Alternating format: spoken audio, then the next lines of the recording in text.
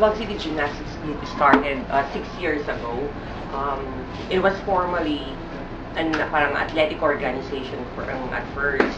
The purpose of the group is for competitions in higher meets such as the Palarong Pambansa and the Iraha meet. Basically, the intention was just for athletic competition. Later on, umusbong yung showtime. The competition in the showtime had entries of Lubang City but weren't able to make it up to the weekly and monthly finals. So it was like a joke at first, and it was like a challenge that at least man lang makapunta yung grupo manalo sa weekly finals. We didn't imagine to reach as far as the grand finals and eventually win it. So parang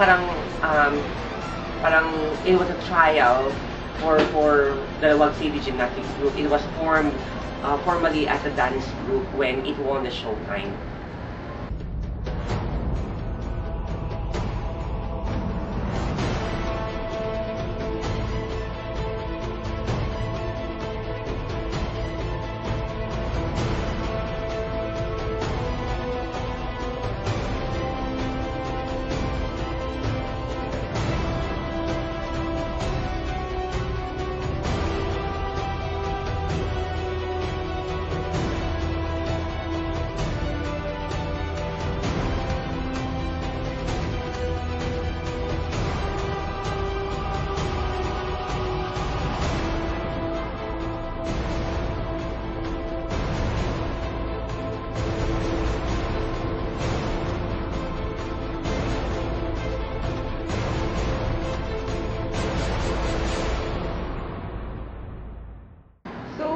Ano po yung feeling na nanalo kayo?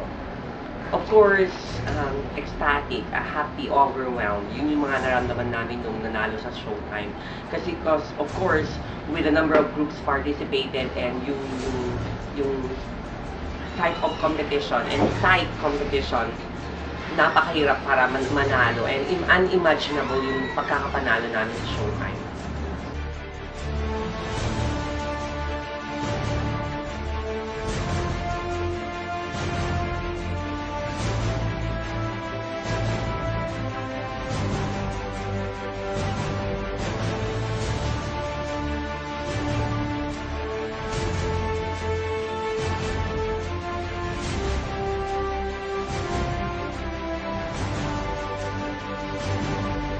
Ano po yung mga message niyo sa mga fans niyo na sumusuporta sa inyo?